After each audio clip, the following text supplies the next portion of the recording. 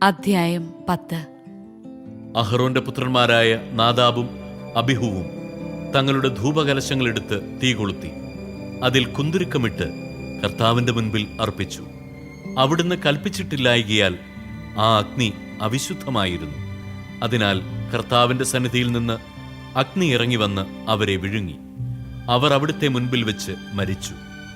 അപ്പോൾ മോശ അഹ്റോനോട് പറഞ്ഞു, കർത്താവ് അരുളിച്ചെയ്തിരിക്കുന്നു, എന്നെ സമീപിക്കുന്നവർക്ക് ഞാൻ പരിശുദ്ധനാണെന്ന് കാണിച്ചു കൊടുക്കും.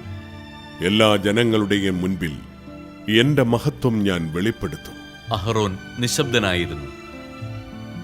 മോശ അഹ്റോന്റെ പിതൃസഹോദരനായ ഉസിയേലിന്റെ പുത്രന്മാരായ മിഷായേലിനെയും എൽസഫാനെയും വിളിച്ചു പറഞ്ഞു, വന്നു നിങ്ങളുടെ സഹോദരന്മാരെ കൂടാരത്തിന് മുൻപിൽ നിന്ന് പാളയത്തിന് വെളിയിൽ കൊണ്ടുപോകുവിൻ.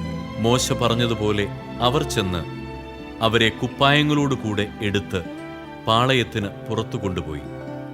അനന്തരം മോശ അഹ്റോനോടും അവന്റെ പുത്രന്മാരായ എലയാസറിനോടും ഇത്താമറിനോടും പറഞ്ഞു, നിങ്ങൾ തല നഗ്നമാക്കുകയോ വസ്ത്രം വലിച്ചു കീറുകയോ അരുത്. അങ്ങനെ ചെയ്താൽ നിങ്ങൾ മരിക്കുകയും ജനം മുഴുവന്റെയും മേൽ ദൈവകോപം നിപതിക്കുകയും ചെയ്യും. എന്നാൽ ഇസ്രായേൽ ഭവനം മുഴുവനിലുമുള്ള നിങ്ങളുടെ സഹോദരർ കർത്താവയച്ച അഗ്നിയെക്കുറിച്ച് വിലപിച്ചു കൊള്ളട്ടെ. കർത്താവിന്റെ അഭിഷേക തൈലം നിങ്ങളുടെ മേലുള്ളതിനാൽ നിങ്ങൾ സമാഗമ കൂടാരത്തിന്റെ വാതിൽ വിട്ട് പുറത്തു പോകരുത്. പോയാൽ നിങ്ങൾ മരിക്കും. അവർ മോശയുടെ വാക്കനുസരിച്ച് പ്രവർത്തിച്ചു. കർത്താവ് അഹ്റോനോട് പറഞ്ഞു, നീയും പുത്രന്മാരും സമാഗമ കൂടാരത്തിലേക്ക് പോകുമ്പോൾ വീഞ്ഞോ ലഹരി സാധനങ്ങളോ കുടിക്കരുത്. കുടിച്ചാൽ നിങ്ങൾ മരിക്കും. ഇത് നിങ്ങൾക്ക് തലമുറ തോറും ശാശ്വതമായ നിയമമായിരിക്കും. വിശുദ്ധവും അവിശുദ്ധവും ശുദ്ധവും അശുദ്ധവും നിങ്ങൾ വേർതിരിച്ചറിയണം. കർത്താവ് മോശ വഴി കൽപ്പിച്ചിട്ടുള്ളവയെല്ലാം അനുഷ്ഠിക്കാൻ നിങ്ങൾ ഇസ്രായേൽ ജനത്തെ പഠിപ്പിക്കുകയും വേണം. മോശ അഹ്റോനോടും അവന്റെ ശേഷിച്ച 2 മക്കളായ എലയാസറിനോടും ഇത്താമറിനോടും പറഞ്ഞു, കർത്താവിന് സമർപ്പിച്ച ധാന്യബലിയിൽ നിന്ന് അഗ്നിയിൽ ദഹിപ്പിച്ചതിന് ശേഷമുള്ള ഭാഗമെടുത്ത് ബലിപീഠത്തിന് സമീപം വെച്ച് പുളിപ്പ് ചേർക്കാതെ ഭക്ഷിക്കുക. എന്തെന്നാൽ അത് അതിവിശുദ്ധമാണ്. നിങ്ങളത് വിശുദ്ധ സ്ഥലത്ത് വെച്ച് ഭക്ഷിക്കണം. കാരണം അത് കർത്താവിന്റെ ദഹനബലികളിൽ നിന്ന് നിനക്കും നിന്റെ പുത്രന്മാർക്കുമുള്ള അവകാശമാണ്. ഇങ്ങനെയാണ് എന്നോട് കൽപ്പിച്ചിരിക്കുന്നത്. എന്നാൽ നീരാജനം ചെയ്ത നെഞ്ചും കാഴ്ചവെച്ച കുറകും ശുദ്ധിയുള്ള ഏതെങ്കിലും സ്ഥലത്ത് വെച്ച് നീയും നിന്റെ പുത്രന്മാരും പുത്രികളും ഭക്ഷിച്ചുകൊള്ളുവിൻ. ഇസ്രായേൽ ജനത്തിന്റെ സമാധാന ബലികളിൽ നിന്ന് നിനക്കും നിന്റെ സന്തതികൾക്കുമുള്ള അവകാശമാണത്.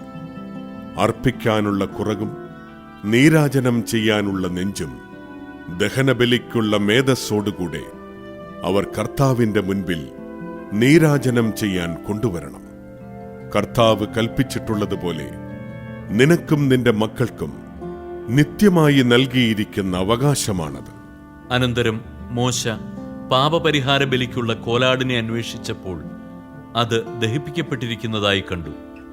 അവൻ അഹ്റോന്റെ ശേഷിച്ച പുത്രന്മാരായ എലയാസറിനോടും ഇത്താമറിനോടും കോപത്തോടെ പറഞ്ഞു, നിങ്ങൾ എന്തുകൊണ്ട് പാപപരിഹാര ബലി വിശുദ്ധ സ്ഥലത്ത് വെച്ച് ഭക്ഷിച്ചില്ല?